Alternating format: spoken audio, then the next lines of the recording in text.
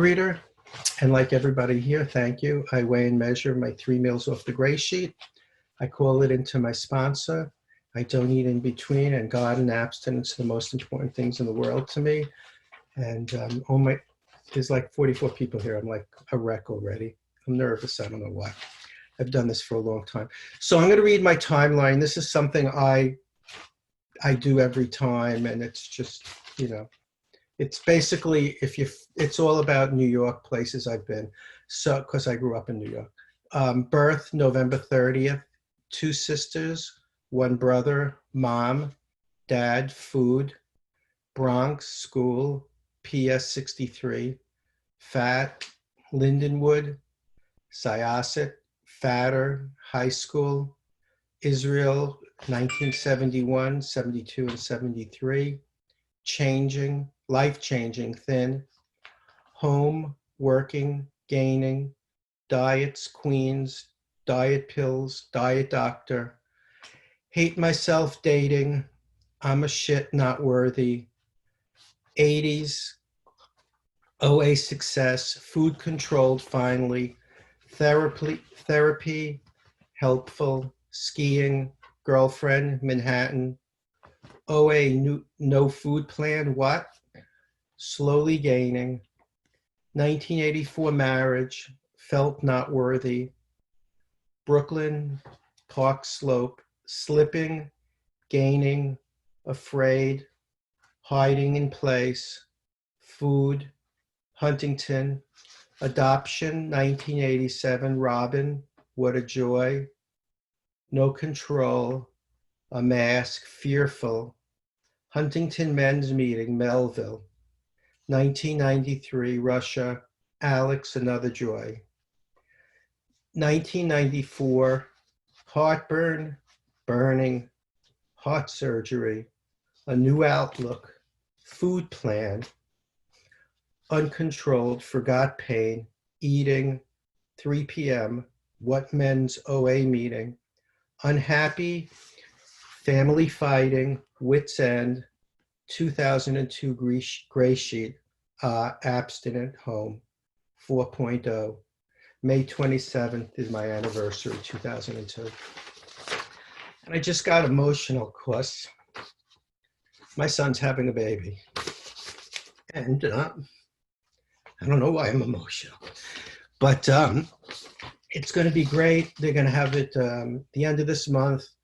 And my wife and I are like, we're going up. We're not going up. We're going to New York. We're living in Florida. We're going to New York. We're not going. And it's, we have to go up to New York and quarantine for 2 weeks. What are we doing? I'm quarantining in a hotel and spending over $2,000 to quarantine and stay in a room. And we're going to see the baby through a glass door. I mean, it's crazy. So as it stands now, we're not going. In a few more minutes, it might be we're going. So I don't know what we're doing. So anyway, let me back up and just say, I wrote this timeline because I don't necessarily like going all the way back in my life and talking about me. I like to just throw it out there and this is it, it's done. But every time I read it, I get like, it freaks me out that I wrote felt not worthy, which I really did. I'm getting married. I felt not worthy. I went to my therapist and I go, why is she dating me? I'm not worthy. I felt like a shit. I didn't feel good about myself. And it took me a while in gray sheet. I was in OA all this time since like 85. And it took me a while in gray sheet to realize that my brain is getting normal. And it's because I was mentally ill with the chatter going through my head every day. When am I going to get it? Where am I going to get it? How am I going to get it? To the point of obsession, of insane obsession. And when I wrote in my timeline, it's 3 o'clock. 3 o'clock was my time to eat. Is that crazy? I don't know why. That was the time I went out and I just went out and ate. So I came into gray sheet. I followed another gray sheeter in. Didn't even know about gray sheet because I was into OA. I didn't know anything about it. Everybody else seems to have known, but I didn't know about it. So I came in and there was a meeting in Manhasset, New York. Somebody here knows about it. She was with me. And I used to try to hide in the back, and it was a big meeting, but you can't hide in Gray Sheet. Everybody's working the program. Everybody's doing it. Everybody's talking about their strength and hope. You know what? I got called out and, oh, I'll be your sponsor. So I was in the program for 2 to 3 weeks. And my time frame of anything was 2 weeks. 2 weeks in, and then I'm done. 2 weeks of Weight Watchers, 2 weeks of, when I had my heart surgery, I went on a food plan. There was a book, I picked up a book and I said, that's my food plan. And that was like 2 to 3 weeks. So I'm in program 2 to 3 weeks, and I'm seeing that this is something that is really good for me. There's structure here. I have a sponsor. I'm like doing it. And I go and play golf with a friend who's in Gray Sheet, and I didn't call my food in. And my sponsor put me back to day one. And I was like, what? Day one? How could you do that? I didn't pick up.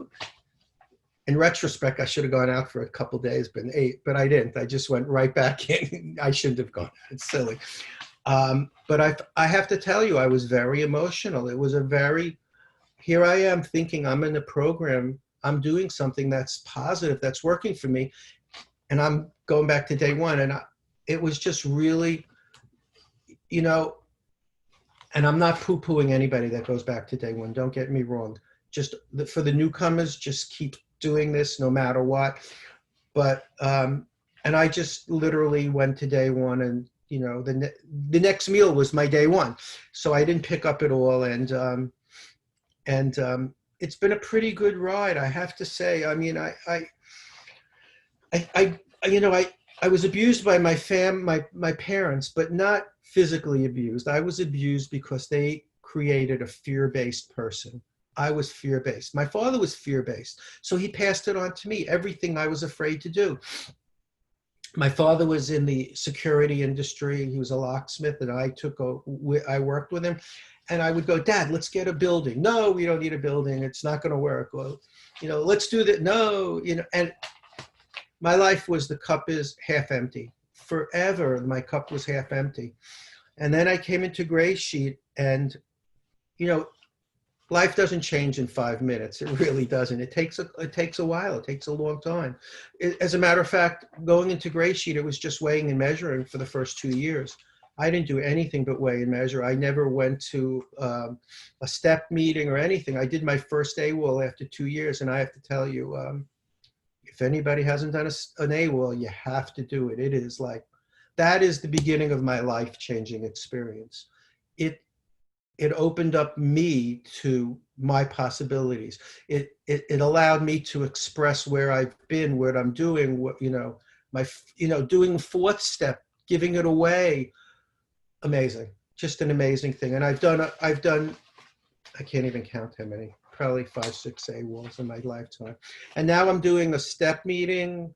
I'm doing a big book meeting, and thank God to Zoom. I'm jumping ahead, but thank God for Zoom. I'm in Florida now. We moved, and it's been amazing, Zoom. So I come into program. I'm going to just go back a little bit. And I literally hate what I'm doing. I've been doing it since I'm 13. I'm in locksmith security. I've been doing it since I'm 13. I've been trying to get out of it. I hated it. And my sponsor goes to me, write a list of the positives and negatives of your business. What do you like? Write up. And I did. And I have to tell you, from that moment on, I didn't have a psychic experience, but I had a shift in my thinking. And that shift allowed me to continue to stay in my field of work. And from that day forward until December of this year, I got up every day and went to work and never felt bad about it. Never felt bad about it. Gray Sheet allowed me to buy a building for my business. You buy a building and you go, what took me so long? But it was when I bought the building, the cup was not half empty anymore. The cream, excuse the expression, the cream was rising to the top. And that's the way my life was at that point. And I was able to, with the strength of my sponsor and my wife and myself, buy a building. And I sold the building in abstinence. It's amazing. I sold it in abstinence. You know, didn't make the money I thought I should make, but I sold it with dignity, and I sold it with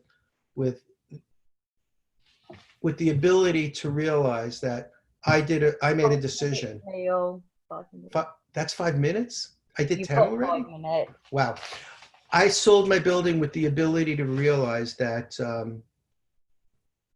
that I made a decision. And decisions I could never make when I was eating. Who makes a decision? A decision takes its own life form. You just follow it because you're into the food. Nothing else mattered. A couple of things. I stopped hating myself. A couple years in, I had to look at what part did I have in it. Wow, that was very big. I never had any part in anything. It was everybody else's fault. It was not my fault. You did that, not me. But I had to look at what part did I have in it. I tried today to live in step 10. I'm not perfect. I don't write a gratitude list at the end of the day of my step 10, but I do I have the awareness to realize that, you know, I have made a mistake and I'm going to apologize for it. So I don't want that resentment to build and then have to do another A. I'll do another AWOL, but I don't want that to be on my resentment list. I want to get rid of it. I don't want those resentments sitting there with me. I went to Israel. I was in Israel when I was a kid in 71. So long ago, I shouldn't even, it blows me away. But I went back in like 2015 and I went to the Western Wall in Jerusalem and I touched the wall. And there I had a psychic experience. And I realized that God is there for me. God is there for me. And since then, I have that feeling. My relationship with God is so much stronger than before. I meditate twice a day, and I sit in there and I say, you know, God, lead me down this day. Help me through this day. Let me know what you know.